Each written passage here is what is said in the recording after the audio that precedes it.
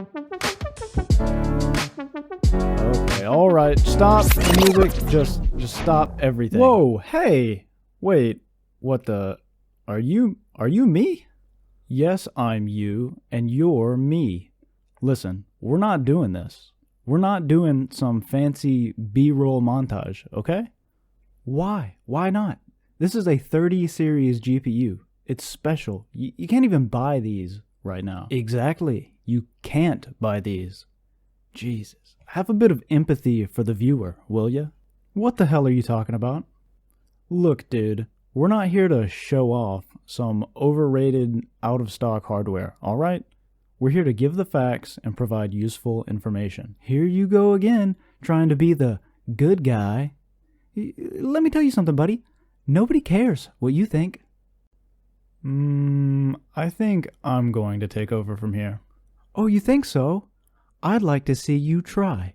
You know, everything was fine before you got here and started ruining everything. Oh, Alright, now that guy's out of here, we're gonna start over. Can I get some smooth jazz background music, please?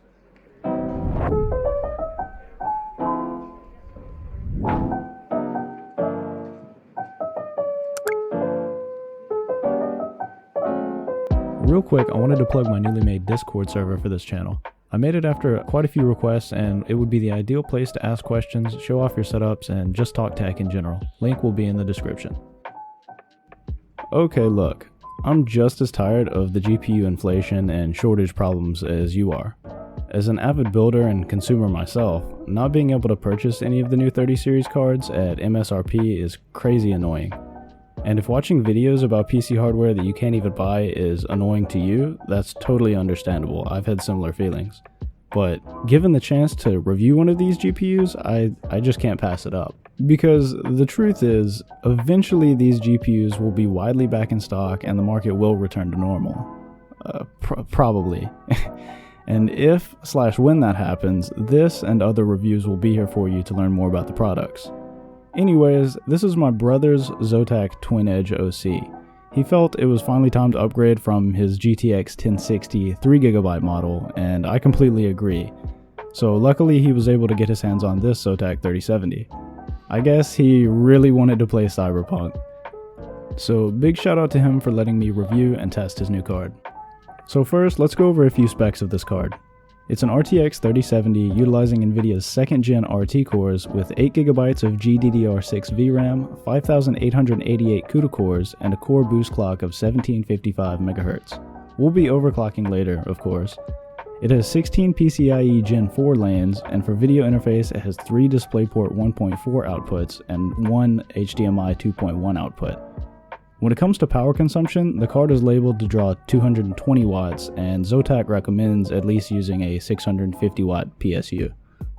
It has dual 8-pin PCIe power connectors, and in the box, Zotac includes 2 dual 6-pin to 8-pin adapter cables, but they're really ugly with yellow, brown, and black cables and transparent-ish white connectors. They're nice to get you going immediately, but if you care about the aesthetics of your build, you might want to get some extensions later or just use the black cables straight from your PSU. Speaking of aesthetics, let's talk about the overall look of this card. When it comes to white graphics cards, the cost is often higher and supply generally lower. Since the release of Ampere GPUs, there's only been a few options if you want to add a bit of frost to your snowy white build.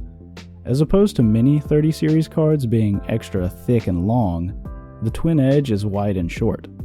It sports a white metal backplate that hails "Live to Game," every gamer's mantra, and a cutout for the recessed PCIe power connectors. This is a good thing since the card is so wide, cables will have more clearance and won't stick out against the side panels in smaller form factor cases. Moving to the edge of the card, there's an LED lit Zotac logo and branding, which is the only part of the card that lights up. I'm personally fine with this discrete amount of lighting on the card, but it only lights up in white. If any one color, white is the correct one in my mind, but it would have been nice to see this be addressable RGB, as it would have allowed for more versatility in color-themed builds. Onto the bottom of the card, where there are 2 staggered fans, one 90mm and one 100mm, to push air through the heatsink as part of Zotac's cooling system they've dubbed Ice Storm 2.0. The heatsink is made of aluminum, or aluminium for my friends overseas, and appears to have 4 copper heat pipes running through, although I didn't take it apart to make sure. The fans do have fan stop functionality, so that only one fan is active for cooling while idle or under light loads, which helps reduce noise. The only complaint that I have, which is really just a bit of nitpicking, is the Zotac badge in the center of each fan is a bit off color to the rest of the card, appearing to be a bit warmer in color. This really isn't an issue unless you plan on vertically mounting this card, since the fans aren't really visible traditionally mounted in a PCIe slot. But overall, I subjectively like the somewhat unique look of this card, and I think Zotac's design team did a pretty good job. Now let's get on to some testing. For our test bed, we won't be using a Ryzen 9 5950X with some $500 motherboard and gobs of RAM, as I just don't have that kind of equipment on hand. I know, it's surprising, right? We're going to be testing this card in my brother's PC, and while not cutting edge, it's still a fantastic high-end gaming PC. Obviously built in the famous NZXT H200 case, this rig is running an Intel Core i5-9600K, cooled by a Cooler Master ML240 AIO on an Aorus C390i Pro Wi-Fi ITX motherboard, with 16 gigs of Team Group's T-Force Delta RGB RAM at 3000 MHz.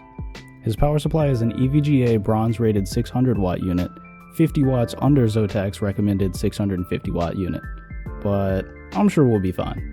And lastly, he has 2 XPG GAMX S11 Pro M.2 SSDs, one 500GB and one 1TB. So no, we won't be taking advantage of this card's PCIe 4.0 functionality in this 9th gen Coffee Lake system, but we will still get a pretty good idea of what this card can do. Although all our other components in this build are about 2 years old, the reality is that not everyone who is using or plans on using a 30 series GPU will be adding it to a PCIe Gen 4 ready system, but that would be nice. So first and foremost, we're going to see what kind of overclock we can achieve using MSI Afterburner and Unigine Valley. If you're not familiar with basic GPU overclocking, it's gotten very simple to do with software like MSI Afterburner or EVGA's Precision X, both free by the way. So basically we're going to run Unigine Valley and incrementally increase our core and memory clock frequencies as high as we can go without getting any stutters, artifacting, or crashes. After some tweaking, I was able to get a boost of 185 MHz on the GPU core clock and plus 850 MHz on the memory clock. So now that we have a stable overclock on our GPU, I'll save this preset in Afterburner and we can move on to our benchmarking. We're going to be using 3DMark's benchmark Port Royal at 1440p, which tests ray tracing performance and gives us a score. We're going to test both default and overclock profiles and compare each score.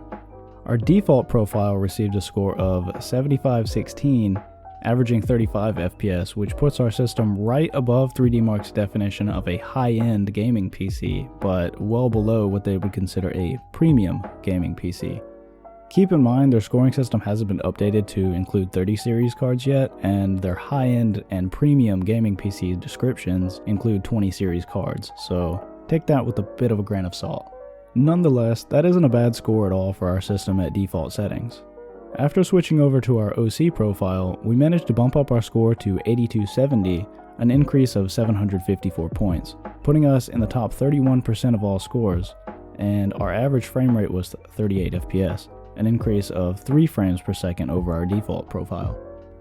Moving on to our gaming performance, we're going to be testing 2 titles that both use ray tracing, Cyberpunk and Control. Say what you want about Cyberpunk, but I thought it was okay. Starting with Cyberpunk at 1080p with max settings and DLSS on, after a 20-minute gaming session on our default profile and high graphic settings, we had an average frame rate of 49 FPS with 1% lows of 27 FPS and 0.1% lows of 17 FPS. The same test on our overclocked profile showed us that we had an average frame rate of 55 FPS, 1% lows of 30 FPS, and 0.1% lows of 21 FPS. Now switching over to Control at 1080p with max settings and DLSS on, our 20-minute game session on our default profile showed us an average frame rate of 104 FPS with 1% lows of 70 and 0.1% lows of 50 FPS. Then looking at our overclocked profile, we saw an average frame rate of 113 FPS with 1% lows of 82 and 0.1% lows of 59 FPS.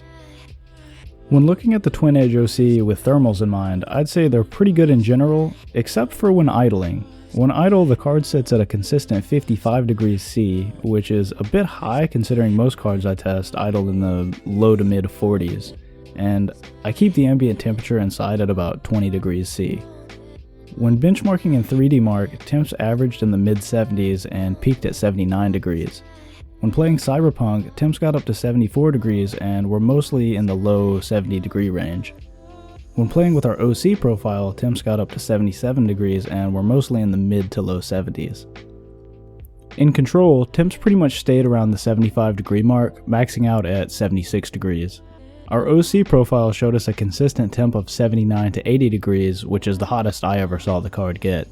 Overall, temps were pretty good, and it's not as hot as I've seen last gen cards get, such as my personal 2070 Founders Edition, which is also very loud. If you're wondering how loud this card is, I'd put it in the range of not loud but not quiet, depending on your settings. When idle, the GPU fan is audible but not loud by any means. When under load, both fans are audible but still not annoyingly loud. When under load using overclocked profile, there is a good bit of coil whine that could be annoying. You may be able to hear it in this clip where I put a lav mic up to the GPU while it's running a benchmark.